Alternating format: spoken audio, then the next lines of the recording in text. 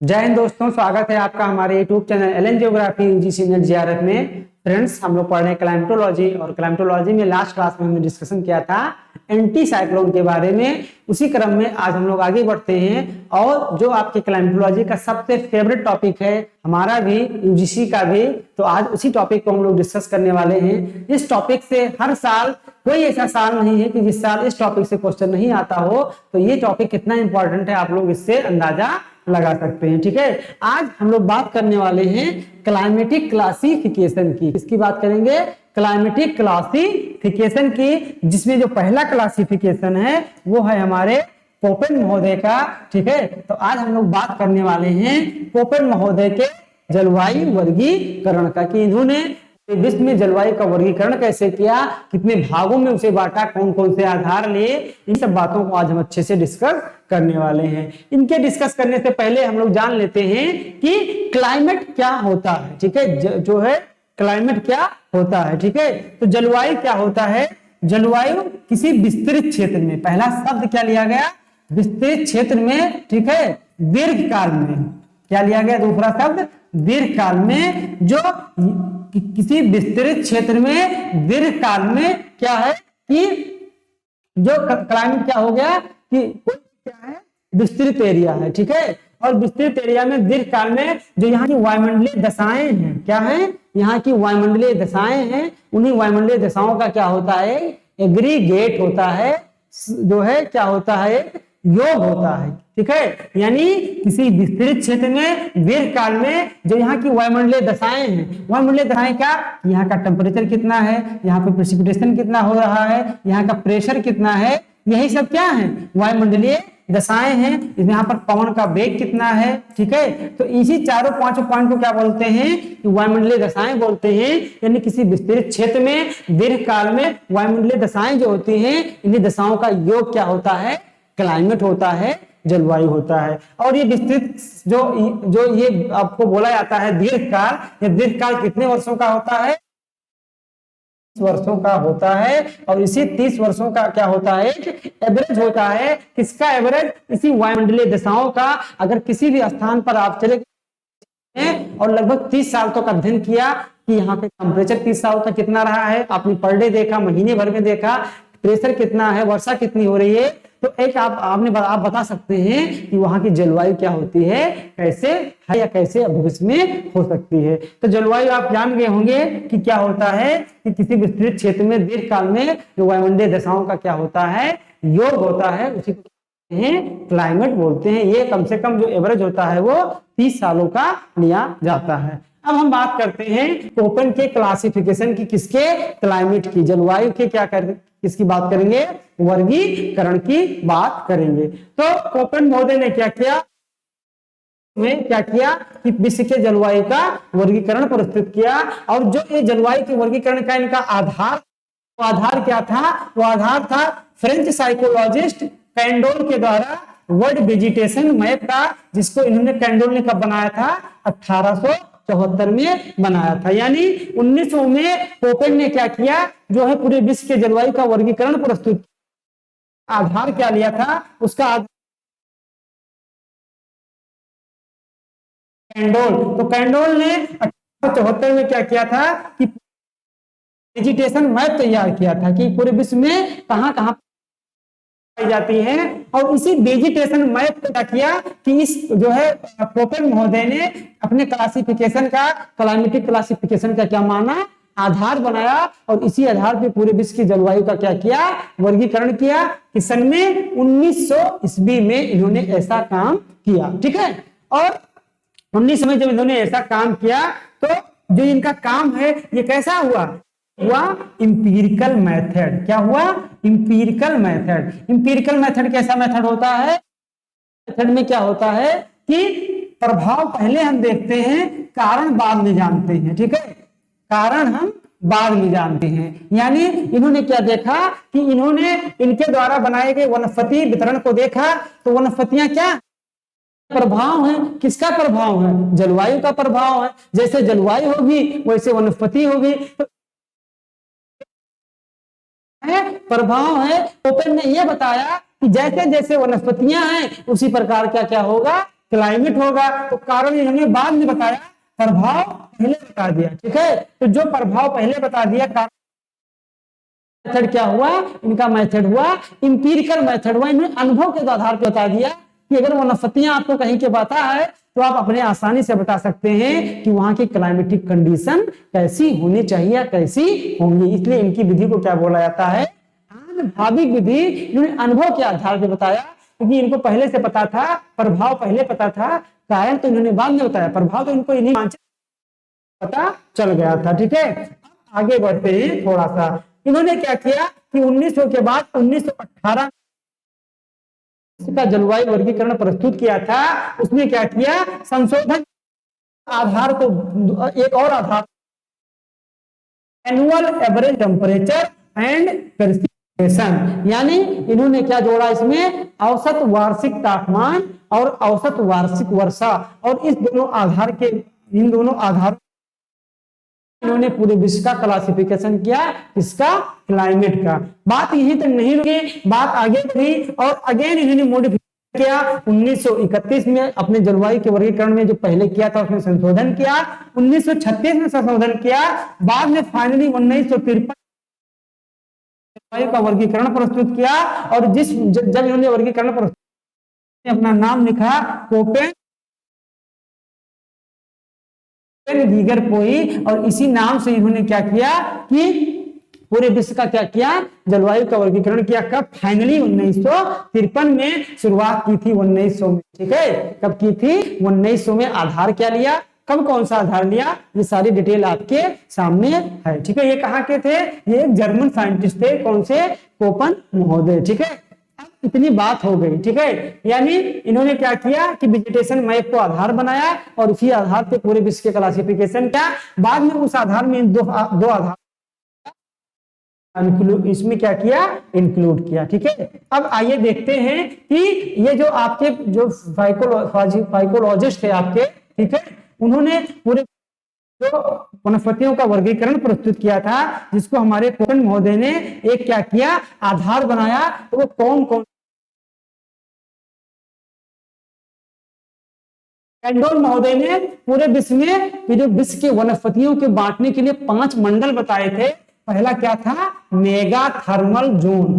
क्या था, mega thermal zone. दूसरा क्या था, जीरो फाइट जोन। क्या था, zero fight zone. Mega thermal को इन्होंने बताया 0 से 23 डिग्री नॉर्थ, ठीक है, 23.5 डिग्री, और 0 से 23.5 डिग्री साउथ। दूसरा इन्होंने बताया जीरो फाइटिक जोन, ठीक है, 23.5 से लेकर 30 तक नॉर्थ और 23.5 से लेकर 30 तक साउथ। इस वाले जोन को इन्होंने बताया जीरो फाइटिक जोन। ठीक है, तीसरा इन्होंने बताया मेसोथर्मल जोन। मेसोथर्मल जोन का बताया इन्होंने 30 नॉर्थ से लेकर 60 नॉर्थ एंड 30 60 साउथ। ठीक है, इसको क्या बताया, मेसोथर्मल जोन। ठीक है, हिंदी वाले भी इसको ऐसे ही याद करें तो ज्यादा ही अच्छा होगा। चौथा को उन्होंने बताया माइक्रोथर्मल जोन। माइक्रोथर्मल को उन्होंने बताया 60 डिग्री से लेकर, ठीक है, और आपका 90 से पहले 60 से लेकर 66.5, ठीक है, 66.5 जो है नॉर्थ और 60 से लेकर 66.5 साउथ। इसको इन्होंने बताया माइक्रोथर्मल। और लास्ट में बताया हेकिस्टोथर्मल। हेकिस्टोथर्मल को इन्होंने बताया 66.5 से नॉर्थ से लेकर नॉर्थ और 66.5 साउथ से लेकर 90 साउथ। ठीक है, ये रहा इनका डिस्ट्रीब्यूशन किसका, कैंडोल ने पूरे विश्व को था। और इसी वानस्पतिक मंडलों को क्या बनाया, तो अपने विश्व के जलवायु के वर्गीकरण का क्या बनाया, पहली बार आधार बनाया। ठीक है, इनका जोन आपको याद हो गया। अब ये क्या है, इनकी विशेषताएं क्या हैं, आइए हम लोग आगे अच्छे से इसको देखते हैं। ठीक है,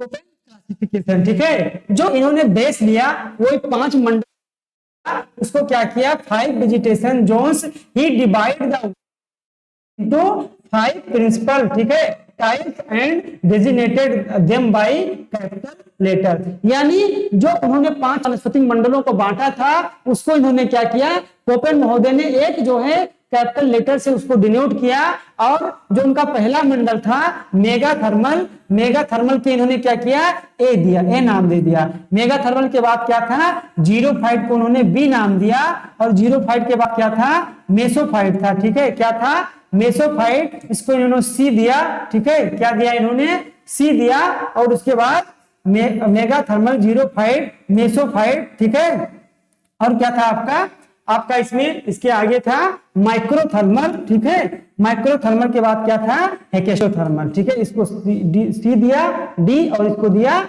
ई नाम दिया, ठीक है, क्या नाम दिया, ई नाम दिया, ठीक है, जैसा कि यहाँ पर लिखा गया है ए बी सी डी और ई, क्या दिया, ए बी सी डी और ई, ठीक है, मेगा थर्मल को ए नाम दिया, ठीक है, जीरोफाइट को बी नाम दिया, मेसोथर्मल को सी नाम दिया, माइक्रोथर्मल को डी नाम दिया, और हिकेस्टोथर्मल को क्या नाम दिया, ई नाम दिया। इन्हीं नामों से इन्होंने क्या किया, पहली बार पूरे विश्व को 5 जलवायु क्षेत्रों में डिवाइड किया, बृहद जलवायु क्षेत्रों में डिवाइड किया। अब बाद में हमने बताया था, चेंज किया था, और अपना आधार क्या लिया गया था, औसत वार्षिक वर्षा और औसत वार्षिक तापमान, ठीक है। तो इसमें से जो 5 जोन थे, इसमें से कुछ जोन थे,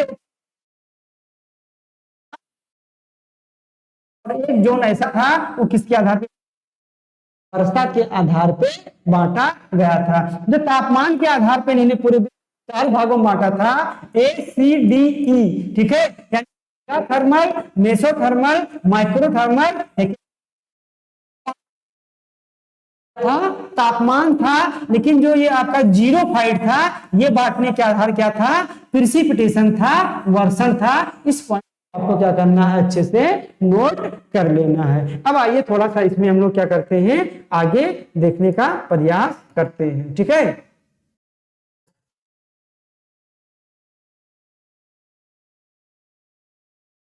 यहां पर पांचों के बारे में बताया गया है कि पांचों ये क्या, अच्छे से इसको हम लोग जान लेते हैं। जो इन्होंने एक प्रकार में बांटा, उसको इन्होंने क्या कहा, जलवायु कैसी है, एक प्रकार की जलवायु ऐसी जलवायु है जहां पर सबसे ठंडे महीने भी तापमान क्या होगा, 18 डिग्री सेंटीग्रेड होगा, यानी कितनी भी ठंडी पड़े वहां पर मैक्सिमम टेम्परेचर हमेशा 18 डिग्री ही बना रहेगा। ऐसे रीजन कौन से हो सकते हैं, ट्रॉपिकल रीजन हो सकते हैं, क्योंकि वहां पर क्या होता है, लगभग तापमान हर महीने से एक जैसा होता है। दूसरा को इन्होंने बताया कि वो ड्राई क्लाइमेट होगी, क्या होगी, ड्राई क्लाइमेट होगी,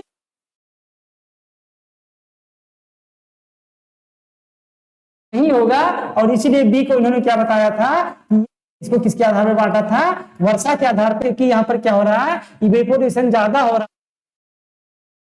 हो रही है, वो क्या हो रही है, कम हो रही है। सी को इन्होंने बताया कि ये वार्म टेम्परेट है, क्या है, ये वार्म टेम्परेट है, और the average temperature of the coldest month, ठीक है, climate year is higher than minimum 3 degree but below 18 degree centigrade. इन्होंने बताया कि जो सी प्रकार की जलवायु वहां पाई जाएगी जहां पर तापमान जो होगा मिनिमम 3 डिग्री होगा, लेकिन मैक्सिमम क्या होगा, 18 डिग्री से कम ही होगा, ठीक है। ऐसे रीजन जहां पर तापमान इतना होगा वहां पर कौन सी क्लाइमेट पाई जाएगी, सी प्रकार की। और डी प्रकार की क्लाइमेट कहां पाई जाएगी, the average temperature of the below, यानी जहां पर सबसे ठंडा महीने का तापमान क्या होगा, 3 डिग्री से कम ही होगा, वहां पर डी प्रकार की जलवायु पाई जाएगी। और ई प्रकार की जलवायु को उन्होंने क्या बताया, average temperature of all month below 10 degree, यानी सभी महीनों का तापमान को एवरेज मान लिया जाएगा, मानकर अगर जो है मान निकाला जाएगा तो वहां पर जो तापमान आएगा वो 10 सेंटीग्रेड से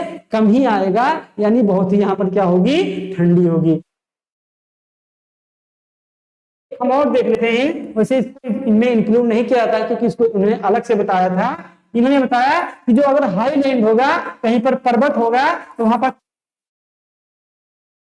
उसकी क्या होगी, बहुत ही ज्यादा होगी, और उसके लिए उन्होंने एच शब्द का प्रयोग किया, लेकिन ये बहुत ही इंपॉर्टेंट नहीं है। बस आप ये जानिएगा कि बृहद स्तर पर इन्होंने पूरे विश्व को 5 जलवायु क्षेत्र में बांटा, A B C D E. ए क्या है, जीरो मेगा थर्मल, बी क्या है, जीरोफाइट, फिर मेसोथर्मल, माइक्रोथर्मल और हेकेस्टोथर्मल। ए वाला किस रीजन में पाया जाएगा, ट्रॉपिकल रीजन में, बी वाला किस रीजन में पाया जाएगा, हाई रीजन में, सी वाला थोड़ा सा मॉडरेट रीजन में, डी वाले में क्या होगा कि टेम्परेचर बहुत ही कम होगा, और ई वाले में तो एकदम से टेम्परेचर क्या हो जाएगा, डाउन हो जाएगा। ये पूरा का पूरा रहा आपके जो है इनके जो लेटर का प्रयोग किया गया है उसका डिस्क्रिप्शन था। अब आइए हम देखते हैं कि पूरे विश्व है कोपेन महोदय ने क्या किया कि जलवायु का वर्गीकरण कितने भागों में किया, इसको हम लोग अच्छे से जान लेते हैं। 5 प्रमुख भागों में किया, ठीक है। 5 प्रमुख भागों में करने के बाद इन्होंने बहुत सारे क्या किए, उसको छोटे छोटे जलवायु क्षेत्रों में तोड़ा, और उसके लिए इन्होंने कई अक्षरों का क्या किया, प्रयोग किया। पहले इन अक्षरों को आपको याद रखना है, क्योंकि आप क्लाइमेटिक रीजन को नहीं याद कर सकते हैं, लेकिन इन अक्षरों का मतलब क्या है वो आप समझ जाएंगे कि ये जलवायु कहाँ पाए जाएंगे और किस रीजन में पाए जाएंगे, जो कि आपके एग्जाम से पूछा जाएगा। जैसे उन्होंने एक शब्द का प्रयोग किया स्मॉल एफ, तो कहीं पर स्मॉल एफ शब्द का प्रयोग होगा, इसका मतलब वहां पर क्या हो रही है, साल वर्षा हो रही है। अब आपसे अगर कहीं पर हम पूछ रहे हैं कि बताइए कि स्मॉल एफ का प्रयोग जो है कहां पे हो सकता है, इसको हम आगे देखेंगे।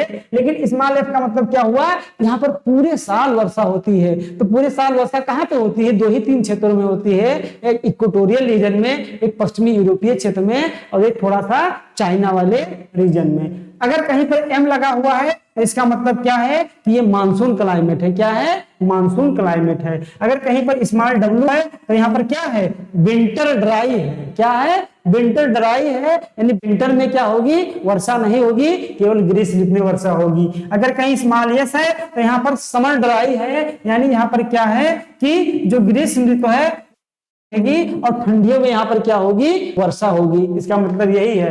कहीं पर ए लिखा है स्मॉल, तो यहाँ पर क्या हुआ, गर्मियां होंगी वो बहुत ही क्या होंगी, वार्म होगी, गर्मियां बहुत ज्यादा गर्म होंगी। अगर कहीं पर स्मॉल बी होगा तो यहाँ पर कोल्ड विंटर होगा, बहुत ही ज्यादा क्या होंगी, ठंडी होगी। अगर कहीं पर स्मॉल सी है तो यहाँ पर कोल्ड शॉर्ट समर सीजन, यानी यहाँ पर जो शीत ऋतु का जो पीरियड है, ठीक है, कोल्ड शॉर्ट समर सीजन, यानी यहाँ पर जो कोल्ड होगा, ठंडी होगा, बहुत कम महीने तक होगा, अधिकतम महीने में क्या होगी, गर्मियां होती रहेंगी। अगर कहीं पर एच लिखा हुआ है तो इसका मतलब यह हॉट है, यहाँ का 18 डिग्री सेंटीग्रेड से अधिक है। अगर कहीं पर के है तो इसका मतलब ये कोल्ड है। अगर कहीं पर कैपिटल एस है मतलब सेमी एरिड। अगर कहीं पर डब्ल्यू है, कैपिटल डब्ल्यू, इसका मतलब नहीं हो रही है। इतने पॉइंट को अगर आप याद रखेंगे तो इनके द्वारा बताया कि क्लाइमेट जो है आपके जो वर्गीकरण है, जोन है, वो आप अच्छे से पता चल सकते हैं। जैसे पहला इन्होंने क्या बताया था,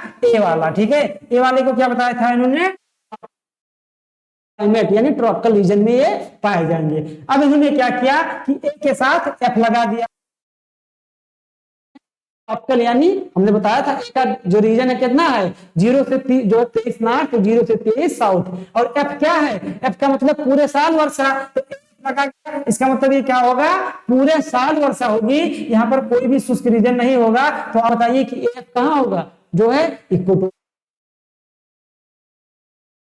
का मतलब क्या है कि वो 0 से 23 के बीच में होगा, नॉर्थ और साउथ। और यम है तो क्या है, वो मानसून क्लाइमेट है। एम से आपको दिखाया गया है मानसून क्लाइमेट है। अगर ए डब्ल्यू है तो डब्ल्यू हमने क्या बताया है कि विंटर ड्राई रहेगा। क्या रहेगा, विंटर ड्राई रहेगा, ठीक है, और ग्रीष्म ऋतु में वर्षा होगी। और एक यहाँ पर है ट्रॉपिकल रीजन में, तो एक ऐसा होगा सवाना टाइप की क्लाइमेट होगी, क्योंकि सवाना में क्या होता है, विंटर में वर्षा नहीं होती है, ठीक है। अगर कहीं पर लिखा है बी एस एच, तो बी का मतलब है, इसका मतलब क्या है, वो पहले ऑलरेडी ड्राई रीजन का कोई क्षेत्र होगा। अगर यहाँ पर कैपिटल एस दिया है, क्या है ये, सेमी एरिड है, यानी एरिड तो नहीं है लेकिन सेमी एरिड है, अर्धशुष्क क्षेत्र है, ठीक है। और यहाँ पर क्या लगा हुआ है, स्मॉल एच लगा हुआ है, तो यहाँ पर विंटर कैसा हो रहा है, कोल्ड विंटर हो रहा होता है। और एक एच ए होता है, एच का मतलब हुआ हॉट, तो यहाँ पर यही वाला एच है क्योंकि ड्राई रीजन है। एच का मतलब क्या हुआ कि वर्षा होगी लेकिन बहुत ही कम होगी, सेमी एरिड वाले जोन होंगे, क्योंकि यहाँ पर क्या लगा हुआ है, कैपिटल एस लगा हुआ है, और कैपिटल एस का मतलब क्या है, सेमी एरिड जोन। दूसरा है बी डब्ल्यू एच, बी का मतलब हुआ आपको जाता है एरिड जोन, डब्ल्यू का मतलब कैपिटल है तो यहाँ पर कोई वर्षा नहीं होगी, और एच का मतलब तापमान बहुत ज्यादा होगा, यानी बी डब्ल्यू रीजन जहां पर तापमान बहुत ज्यादा है, वर्षा बिल्कुल नहीं हो सकती है, तो मरुस्थलीय रीजन जैसे सहारा हो गया, आपका बहुत सारे मरुस्थल हैं, ठीक है। अगर कहीं पर BSK है तो बी है, यहाँ पर वर्षा बहुत कम हो रही है, पहली बात तापमान है, इवेपोरेशन ज्यादा है। कैपिटल एस लगा हुआ है तो सेमी एरिड होंगे, और के लगा हुआ है तो क्या है, कोल्ड है, यानी ये शुष्क वाले क्षेत्र हैं लेकिन कोल्ड है। इसका मतलब क्या है, सेमी एरिड है, तो इसका मतलब क्या है, ऐसे रीजन जहां पर बहुत कम मात्रा में वर्षा होती है लेकिन वो ठंडे वाले प्रदेश हैं, ठीक है। Mid latitude semi region. और BWK का मतलब क्या हुआ, मिड लेटीट्यूड एरिड, यानी इसको कह सकते हो कोल्ड डिजर्ट, क्या बोल सकते हो। अब क्या हुआ, कैपिटल सी का मतलब क्या हुआ, टेम्परेट आ गए। सी का मतलब क्या हुआ, 30 से 60 वाला जोन हो गया है, तो आपका पूरे वर्ष वर्षा हो रही है तो वार्म समर भी क्या होगा, पाया जाएगा, ठीक है। तो नो ड्राई सीजन, यानी यहाँ पर CFA प्रकार की जलवायु में क्या होगी, पूरे वर्ष वर्षा होती रहेगी, कोई ड्राई सीजन नहीं पाया जाएगा। तो इस प्रकार की जलवायु कहाँ पाई जाएगी, पश्चिमी यूरोप में इस प्रकार की जलवायु पाई जाती है। CS का मतलब क्या हुआ, सी का मतलब आप जानते हैं जो कि किस रीजन में है, 30 से 60 वाला दिखा रहा है, टेम्परेट रीजन में। और एस जो स्मॉल एस का, इसका मतलब क्या हुआ कि यहाँ पर समर ड्राई, यानी वर्षा कहां पे होगी, ठंडियों में होगी। तो किस प्रकार की जलवायु में ऐसा होता है, मेडिटेरेनियन यानी भूमध्यसागरीय प्रकार की जलवायु में, ठीक है। CBFB हो गया, DF, ET, EF और H का मतलब आप जानते हैं। ET का मतलब क्या हुआ, T का मतलब क्या हो रहा था, ठीक है। T का मतलब हमने नहीं लिखा, T का मतलब हो गया टैगा और टुंड्रा, यहाँ पर वर्षा बिल्कुल भी नहीं होती है। तो ET का मतलब होगा टैगा क्षेत्र, और EF का मतलब हो गया एकदम पोल वाला रीजन, टुंड्रा क्षेत्र। इस प्रकार इन्होंने पूरे विश्व को इतने विभाजित किया। अब आपसे जो एग्जाम में जो क्वेश्चन पूछा जाएगा वो यही पूछा जाएगा, ठीक है, इसका मतलब पूछा जाएगा। इसका मतलब जो इस प्रकार इस प्रकार की जलवायु कहां पाई जाती है। इसके लिए पहले आपको क्या करना पड़ेगा कि बुक से पूरे विश्व में जो नॉर्मल जलवायु का वर्गीकरण है उसको पढ़ना होगा, और किताब एक काम कर लीजिएगा, जो आपको ये पता पड़ा एक बार रिवीजन कर लीजिएगा, उसके बाद आप अब समझ कैसे दिया गया है, कैसे मैटर है इसमें, कैसे इन्होंने क्लासिफाइड किया है, तो ये सारी चीजें आप क्या होंगे, अच्छे से आपकी तैयार हो जाएंगी। बहुत ही सिंपल कंसेप्ट है कोपेन का, ठीक है। आपको ये भी याद रखना है कि तापमान के आधार पे कौन कौन से जोन है, वर्षा के आधार पे कौन कौन से जोन है, और जो छोटे शब्द हैं इनका अगर मतलब आप समझ गए तो आप आसानी से इनको क्या करेंगे कि आपके क्लाइमेट को आसानी से कोपेन महोदय के क्लासिफाइड कर लेंगे, ठीक है। तो कमेंट करके जरूर बताइएगा कि आपको वीडियो कैसे लगा, और आप लोग, ठीक है, इसको पढ़िएगा, अच्छे से तैयार कीजिएगा, क्योंकि यहां से एक क्वेश्चन आपका जरूर ही एग्जाम में पूछा जाएगा, ठीक है। तो मिलते हैं नेक्स्ट वीडियो के साथ, ऑल द बेस्ट।